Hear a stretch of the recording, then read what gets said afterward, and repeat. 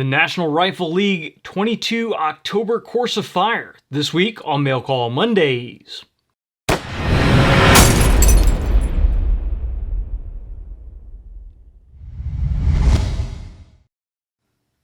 Mail Call Mondays is brought to you by MDT. If you need a chassis system for your precision rifle, check out mdttac.com. I'm John McQuay with 8541 Tactical, and this is Mail Call Mondays, the show that answers your questions about precision rifles, optics, and equipment. Welcome to the Mail Call Mondays, and this Monday we are going to talk about the National Rifle League 22 October Course of Fire. I shot this at the Westside Sportsman's Club here in Evansville, Indiana, and we shot it the weekend before Trick or Treat, or weekend before Halloween. So, I'm a little bit behind on getting this out to you guys, but there has been a lot going on here recently. But I wanted to not leave you a whole month without a Course of Fire, since our club usually shoots the NRL22 Course of Fire at the end of the month. If I didn't get you this one, it of course would be a whole nother month before we talk about NRL22 content. So this match, like most NRL22 formats, is 5 stages. The stages generally require 10 rounds each, although we did have one that had a higher round count, and we'll get into that shortly. And they can usually be shot fairly rapidly. Our club usually gets done in the early afternoon, so it's real nice to be able to just grab some ammo off the shelf, grab a rifle, go out, and most matches do allow you to get your zero beforehand, so it's really easy to go out with a rifle that you don't have a lot of information on, get it set up, get it dialed in, and go from there. So that's one of the things that really attracts me to these matches. Now for this one, I did shoot the Bergara B14R that I have sitting here in front of me with the Bushnell Forge scope on it, and with a Harris BRM 6-9 bipod with a KWM podlock on here. So that's the general setup I did, and I used a Reeser Precision Game Changer, a pint-sized Game Changer, for pretty much the main bag I used for the entire match. So let's kick it off with the first stage. And the first stage is titled, "It's Like Playing Cards with My Brother's Kids." And this was a 120-second time limit and a 10-round round count. The targets were a 75-yard, 2-inch target on a single hanger. And the equipment allowed is one piece of equipment in accordance with the NRL22 rules. So this was a ladder stage, and the start position was rifle grounded, mag in, action open. The RO would shuffle 5 cards, and the shooter will take the cards and lay them face down from left to right. On the start signal, the shooter will turn over the cards in the order they put them down. The number on each card represents the step the shooter will shoot off of from left to right. So if you turn the cards over, you would get, for instance, my order was 2, 1, 5, 4, 3, 1 being the ace, of course. So the order you turn them over is the order you have to shoot them in. The shooter will engage the target with 2 shots from each step in the order that the cards were drawn. If the shooter isn't tall enough to reach step number 5, then that card will be removed and the shooter reshoots the drawn order after 4th card. Step 1 is the closest to the ground. So I'm glad they clarified that, because you could see people flipping that around to best suit them depending on what their draw was.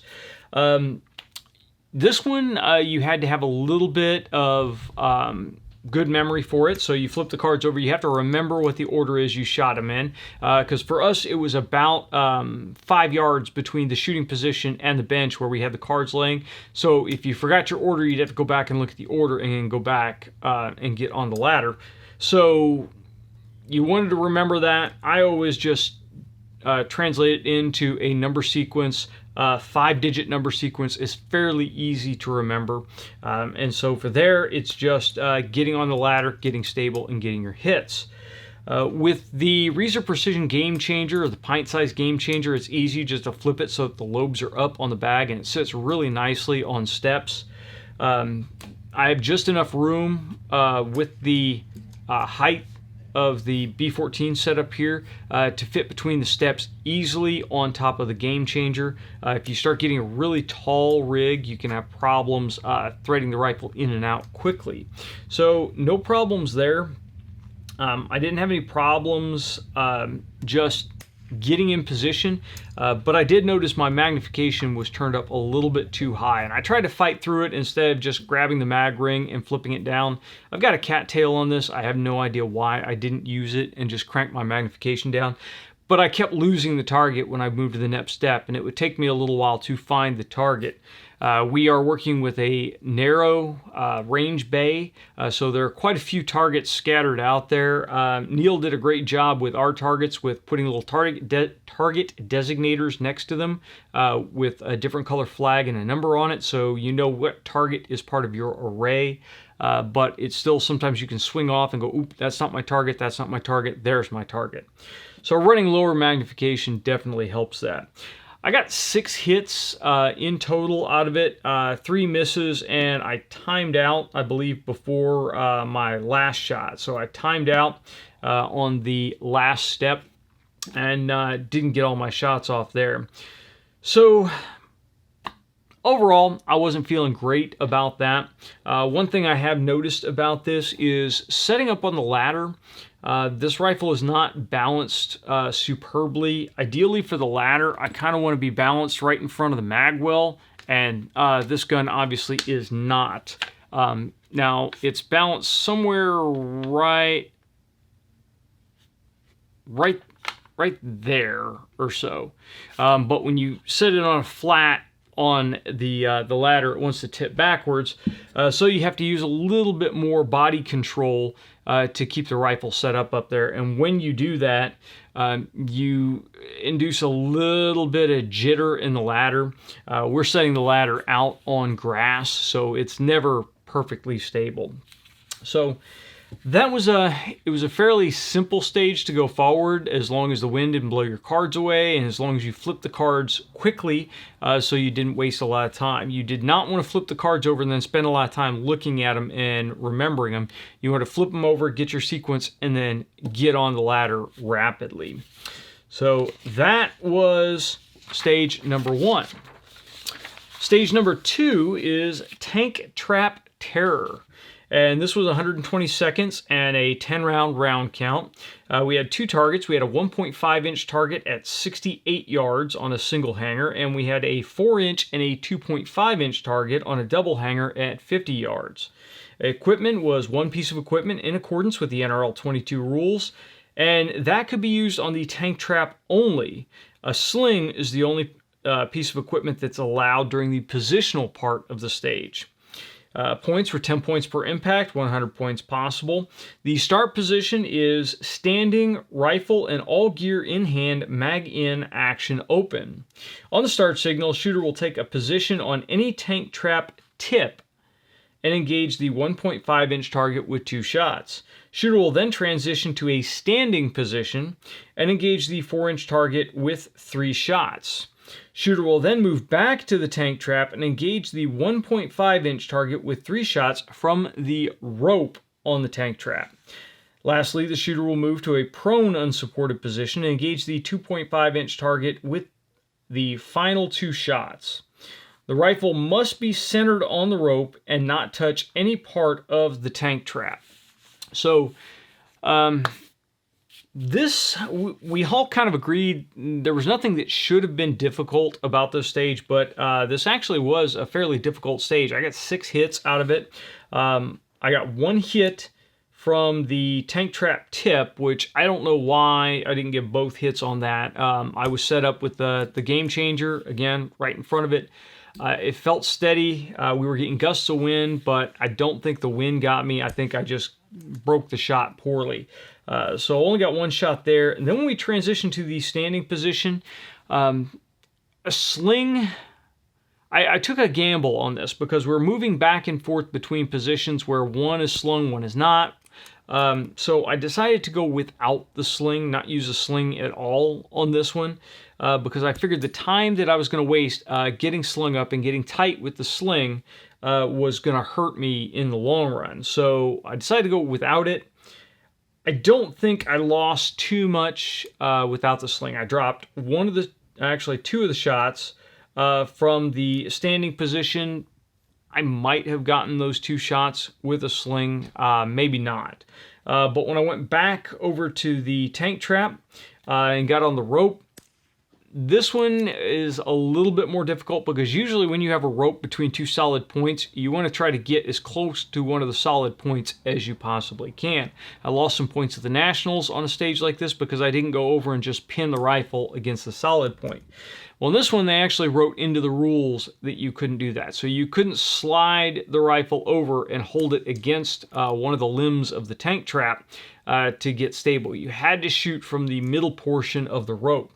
Now, thankfully, the way the tank trap is set up, you can get on that middle portion and you can brace your arms on the other legs of the tank trap and you can put your weight into the trap.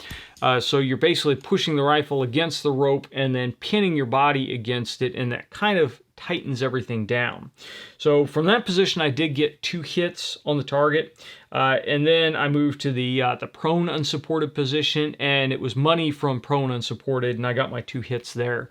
There, a sling really wouldn't have helped me at all. I was able to get into a nice supported position, and as light as the B14R is, it really wasn't difficult to get snug with it in that position. If it was a heavier rifle, a sling definitely would have helped me out in that, but as light as this was, it wasn't a problem at all. So I came off of that with 6 hits. Again, that first one, I really am not sure why I missed the first one. The rest of them were just not getting as stable as I would have liked to have been. So that was Tank Trap of Terror Stage 2. Now we move on to 3. Stage 3 is Helter Skelter of Fear. Helter Skelter of Fear is 120 seconds, 10 round count.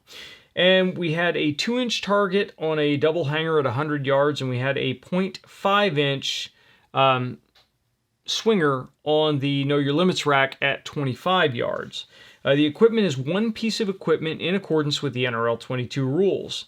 Points are 10 points per impact plus a 0.1 bonus point per second remaining. So if you had 8.7 seconds remaining, you would earn a 0.87 point bonus. So these kind of time bonuses, they've started putting them in to take the place of our paper stages. They help kind of open the field up, and they help to be tiebreakers, basically.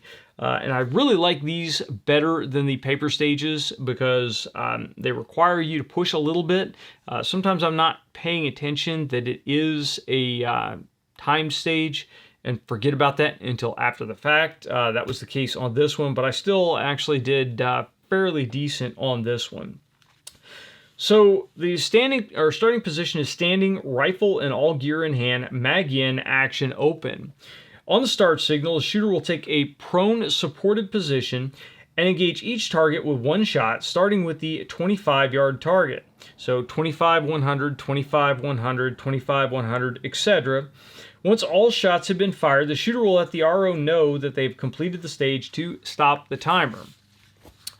So I cleaned this with 10 hits, and I actually had 38 seconds remaining on it. Now, because you are really trying to save every second you possibly can, dialing is not a good option on this. Dialing back and forth between 25 and 100 is really going to hurt your time. So instead, I just left my scope zeroed out, and I just worked the parallax back and forth between 25 and 100. Now at 25, that 1/4 inch swinger, if you don't adjust your parallax and you just try to aim for the middle of the blur, you can miss it very easily. I've done that a couple of times, and the parallax difference between 25 and 100, even if you're on lower magnification, is still pretty significant. So you're going to have to work the parallax. Now that's where I actually like to have numbers marked on my parallax, so I can come off the scope, look at the parallax real quick, quickly spin it to where I need it to be, and then get back on the scope. If you don't have marks, then you just need to look through the scope and you need to dial it until it looks nice. and engage from there. I think I actually did a couple both ways on this one. But in the end, I came off it with 38 seconds remaining. That was a decent enough bonus, I think, to give me a lead on that stage. Not difficult, but you just really have to be smooth, and you can't afford any malfunctions or any problems. And I'm actually happy to say that the B14 didn't give me any problems as far as that throughout the match. And our next stage was All Hallows Eve Battle. This is a departure from the normal NRL22 stages in that this was a 12-round stage. So time limit was 120 seconds and a 12-round round count. The ranges and targets are a 100-yard target, which was at 2.5 inch on a single hanger. 85-yard target was a 2 inch on a single hanger. 75-yard target was a 1.5 on a double hanger. 65 yards was a 1 inch on a double hanger, and 50 yards was a 0.75 and a 1 inch on a KYL.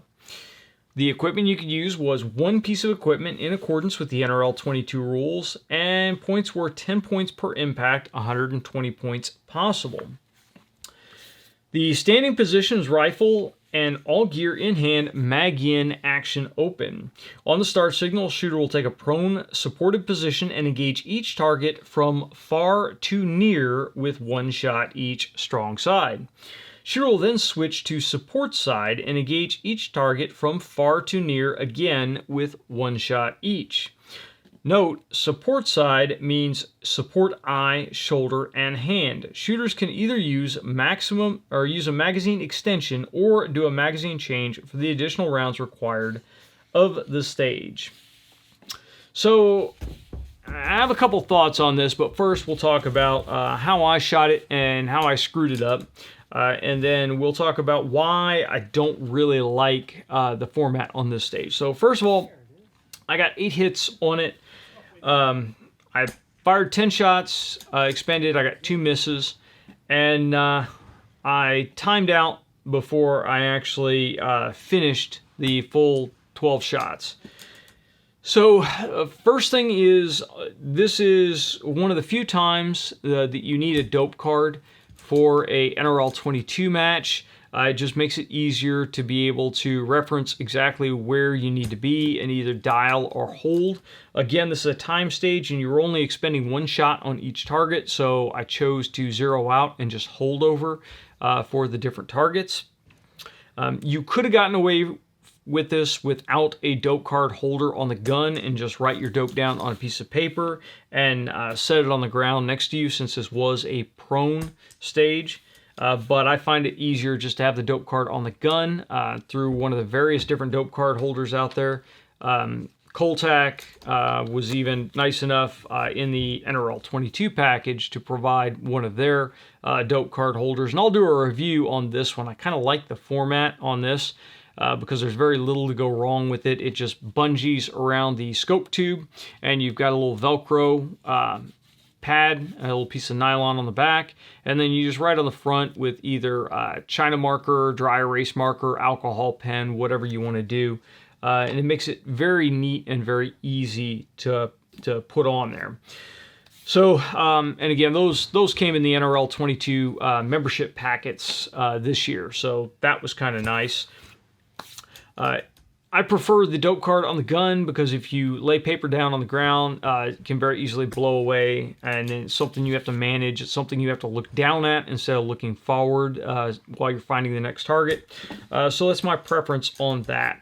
Now, how I screwed this up, this was the first precision match that I had shot after a couple of days teaching carbine for my local department.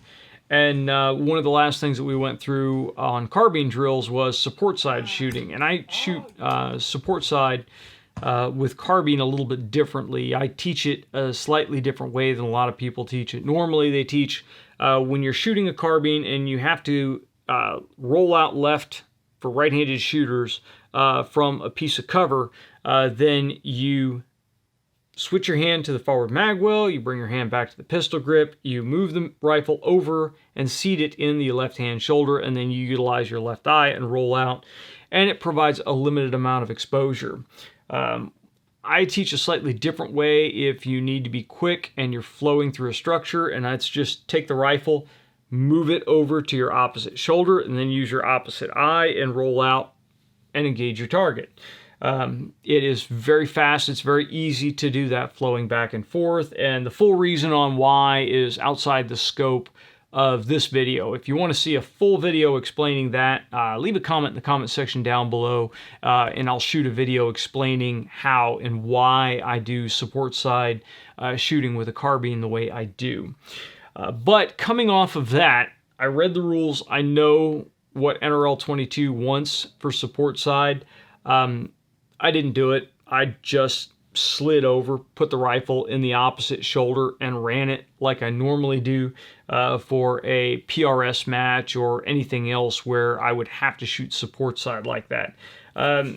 Neil, to his credit, didn't dock me points for that. He still pulled the win. I wouldn't have held it against him if he did dock me points on it.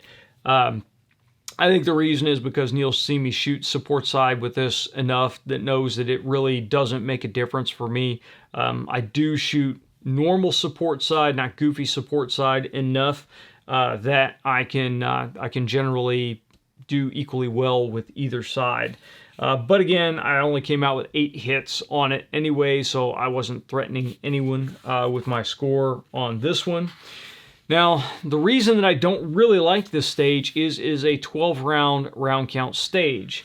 I am very cautious with anything where we start to make it difficult for base class shooters to shoot. One of the things that I liked about NRL22 is if you have an old tube-fed gun, a Mossberger, a Savage, or umpteen jillion old tube-fed guns, then you could run a tube-fed gun on this. This stage would make it very difficult to reload a tube-fed gun on the clock. So I'm not sure how I like that. Secondly, a lot of rifles out there right now do not allow magazine extensions, so you do have to do a magazine change on the clock. There are some out there that do, some that don't. The Tikka T1X is a prime example. To my knowledge, there are no magazine extensions for the T1X. 10-round magazines are all you have, so you got a mag extension on the clock. Now, I did do a mag extension because I'm using the Bergara 10-round magazines, and to my knowledge, there are no magazine extensions for the Bergara yet. I do have a Voodoo 12-round magazine in, but so far it has not played nice in the Bergara action. So unless you want to dedicate a Voodoo magazine to a Bergara, you may have some issues there. Now, I'm hoping that someone is going to come out with a mag extension for the Bergara mags, or if Bergara is going to come out with a 12 or a 15-round mag, because that would be spectacular for this rifle. So I really like them keeping the 10-round round count to kind of keep it even across the board for base class rifles. Open class, okay, open class is whatever. This is an open class gun, so I don't think equipment limitations should be imposed on open class at all, but at least for the base class shooters, and if you're shooting the same course of fire, base class and open class, I'd like to see them stay with the 10-round limit. So that was All Hallows Eve, and now we come to our last stage of fire. And the last stage of fire is Trick or Treat, Smell My Feet. This is kind of an interesting stage. So the time limit was 120 seconds. The round count was 10. We had a 1.5 inch and a 2.5 inch target at 85 yards on a double hanger. Equipment was one piece of equipment in accordance with the NRL22 rules, and the points were 10 points per impact, 100 points possible.